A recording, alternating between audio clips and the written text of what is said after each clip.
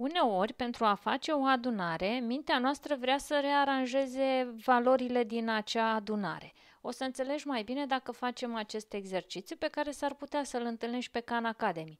Selectează toate strategiile care pot fi folosite pentru a calcula 78 plus 9. Bifează-le pe toate cele corecte, iar aici avem așa: adunăm 77 plus 10, iar o altă variantă ar fi adunăm 7 plus 8, apoi adunăm 9. Deci noi trebuie să vedem dacă acestea au același rezultat cu calculul care ni se cere nouă inițial. Hai să vedem. Deci avem de calculat 78 plus 9, iar aici ne zice adunăm 77. Care e legătura între 77 și 78? Da, 78 e cu o unitate mai mare. Deci dacă iau de la 78 1, obțin 77 și atunci acel 1 trebuie să apară totuși în toată suma, îl duc aici la 9 și obțin 1 plus 9, mai am de adunat la 77, care înseamnă exact 10. Deci ar părea că sunt echivalente, ar părea că dacă adun 77 cu 10, am același rezultat cu 78 plus 9, pentru că această unitate o iau de la 78 și o mut la 9. Deci în final am exact același rezultat. Da, această primă variantă este corectă. A doua, adunăm 7 plus 8, apoi adunăm 9. 7 plus 8, noi aveam numărul 78, însă 7 reprezintă 10, nu? Astea sunt 10, 7, 10, iar celelalte 8 sunt unități. Unități. Și atunci nu pot să adun zecile cu unități, obțin un amestec.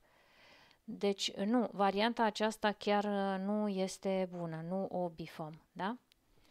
Hai să mai vedem încă un exercițiu asemănător ca să înțelegi mai bine. Ia uite, aici zice așa: selectează toate strategiile care pot fi folosite pentru a calcula 35 plus 15. Bifează-le pe toate cele corecte. Deci enunțul este asemănător cu cea de dinainte, doar că avem alte numere de adunat. Prima variantă zice așa: adunăm 35 plus 5, apoi adunăm 10. Hai să-l vedem pe acest 35.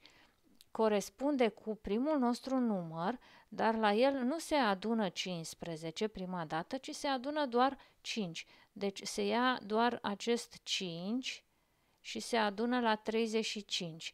Și atunci ne-ar mai rămâne zecile, ne-ar mai rămâne acest 10 de aici. Și da, el este adunat după aceea.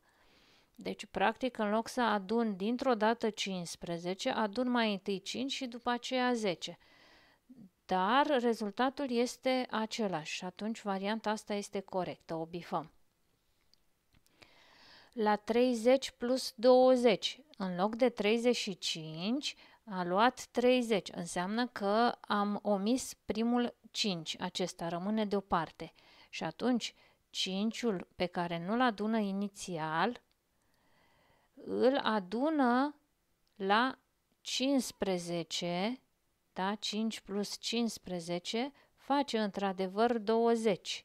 Și atunci zice, adunăm 30, da? Hai să luăm culoarea pentru 10, adunăm doar 30 și după aceea 5 cu 15, adică 20. Și se ajunge într-adevăr la același rezultat. Deci la exercițiul acesta ambele variante sunt corecte. Și mai avem încă unul. Selectează toate strategiile care pot fi folosite pentru a calcula 41 plus 52. Bifează-le pe toate cele corecte. Și prima variantă este 40 plus 52, apoi adunăm 1. Deja am văzut că încercăm să combinăm aceste cifre de la unități, să le dăm de la un număr la altul ca să ne fie mai ușor de calculat. 40. Noi aveam 41, deci înseamnă că se dă la o parte acest 1, da, ca să obținem 40 Și dacă se dă la o parte 1, trebuie să-l ține minte undeva și iată, îl adună la final. Da? Zice doar 40 plus 52, deci întâi îmi ia 40 și 52 și după aceea îl adună și pe 1, unitatea. Deci rezultatul trebuie să fie același, e corect cum le-a grupat. Apoi 43 plus 50. Bun, 43.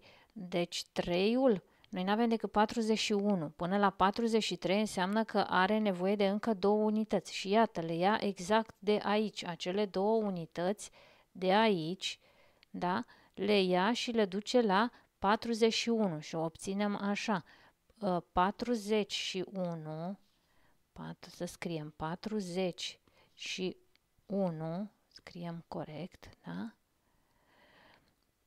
Plus încă 2 ne dă exact 43. 43 este numărul care apare ca prim termen în această adunare.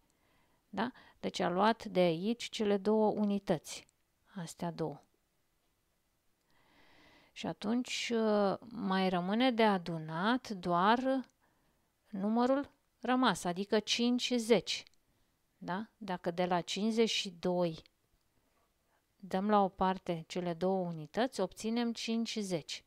Deci avem 43 plus 50. Iată-l. Deci este corectă și varianta aceasta. Cred că ai înțeles ceva din aceste șmecherii ale minții.